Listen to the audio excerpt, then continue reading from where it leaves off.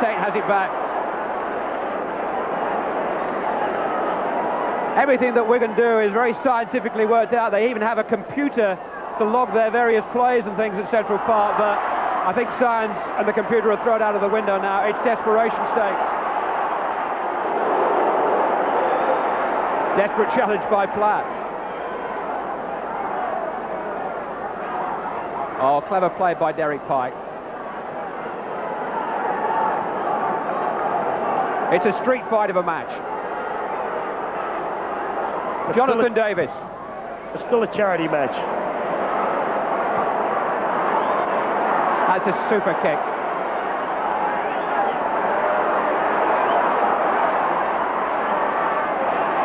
Good work by Hansen. Andy Goodway. Wigan have done well to run that 30 yards from their own try line. What's the difference between both defences? Wigan are able to put Widnes under pressure in their own 22. But it's Widnes who lead by 21 points to 16. 14 unanswered points in this second half.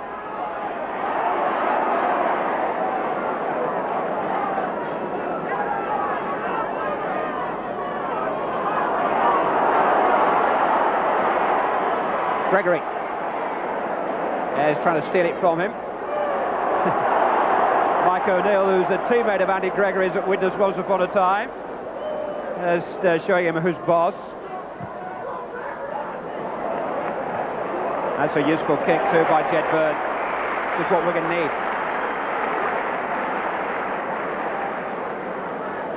Probably one of the most underrated players is Jed Byrne.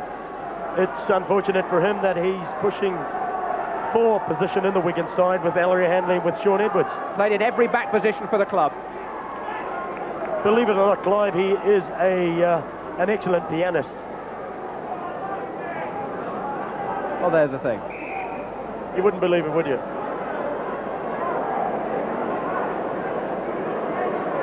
The American fans who watched the Wigan-Warrington exhibition match in Milwaukee earlier this year were amazed by the relative lack of protection rugby league players wear compared to their gridiron counterparts. Shoulder pads, maybe a chest guard, a gum shield, occasionally shin pads, and a coating of bruises. This is an attempt to try and clean up the scrums, believe it or not, Clive.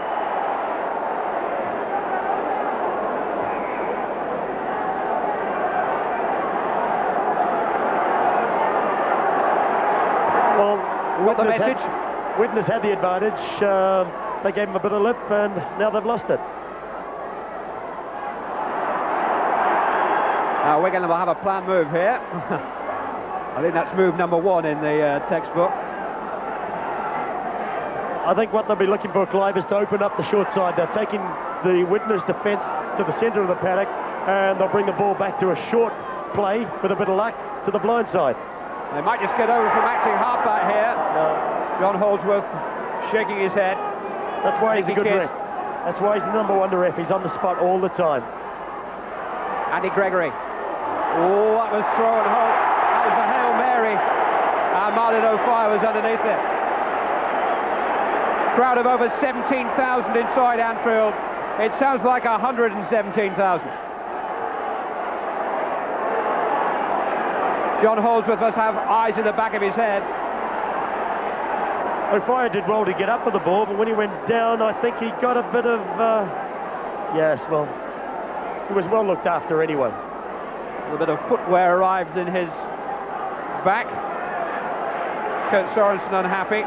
He's the Widnes assistant coach to Doug Lawton. Sorensen just signed a new contract with the Chemics, which will keep him at Norton Park for another 3 years, and could actually feature for New Zealand in the forthcoming Test series against Great Britain. Martin O'Fire sure to feature for Great Britain.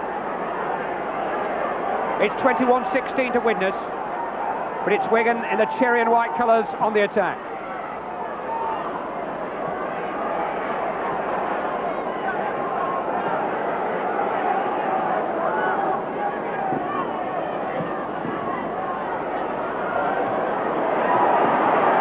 Minutes remaining. Dennis Betts. Kiss, terrific break. And a terrific tackle on the line by Alan Tate. I bet Nicky Kiss couldn't Only believe. shot on the ball. I bet Nicky Kiss couldn't believe the hole that he found.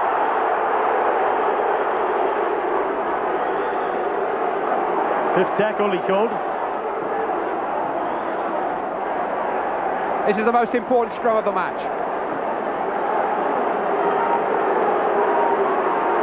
Wigan have got the advantage with the head and the ball. And they've got the ball. Oh, Gilfillan. Good tackle by Coloto, and good advantage, and Davis could go clear. He was funneled down by Jed Byrne. Hampson still not out of the woods. He is now. Terrific run by Hampson. They were flying in from all over the place. And Hampson, almost like a comic book cartoon, just kept swerving out of the way.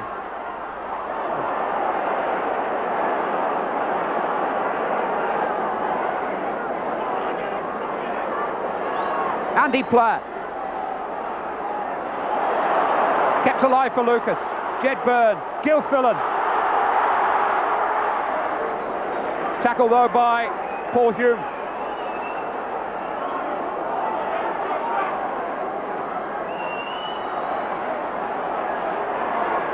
Gregory to Betts.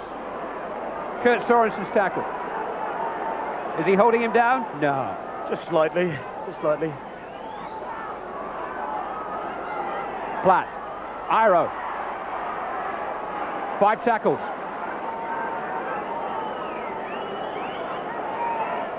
Gregory.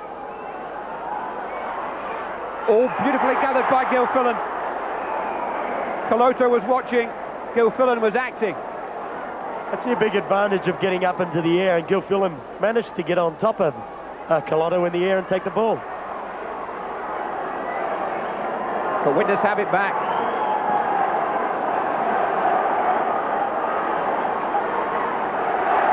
Made a lot of unforced errors in this second half. Wigan, I say unforced, there's a lot of pressure on them to retrieve the game, but they've made some silly mistakes.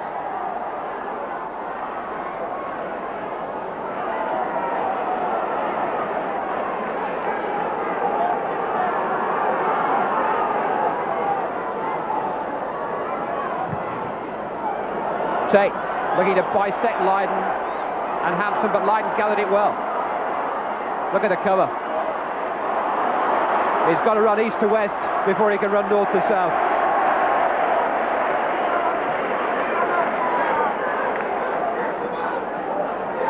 These are the north-south boys, Gildart. They only know one way. Often referred to as the pigs, believe it or not, out at the Clyde. You may refer to them as that. I call him Mr. Gildart, sir.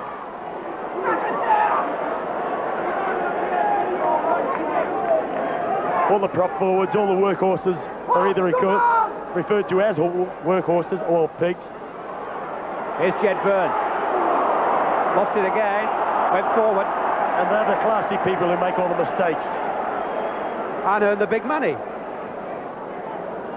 Well, you can't lay a foundation, a winning foundation, without the workhorses or the working pigs. And obviously, if you can come to a slight agreement with both,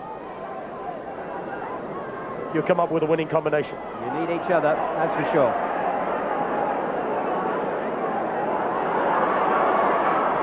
Tony Myler. Oh, that's a lovely ball. Alan Tate took it on the burst.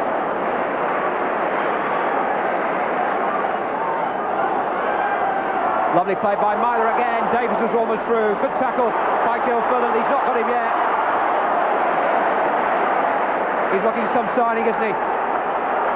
David Hugh. Ayres. O'Neill. Coloto. Oh, he's got a stream of men outside of him. And he's lost the ball. Kebby and Wright were furious outside there. Managed to get it back. Well,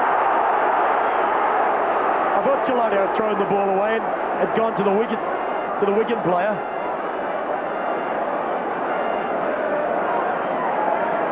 Jonathan Davis, who was snapped up by a cloak and dagger raid by Doug Lawton to South Wales.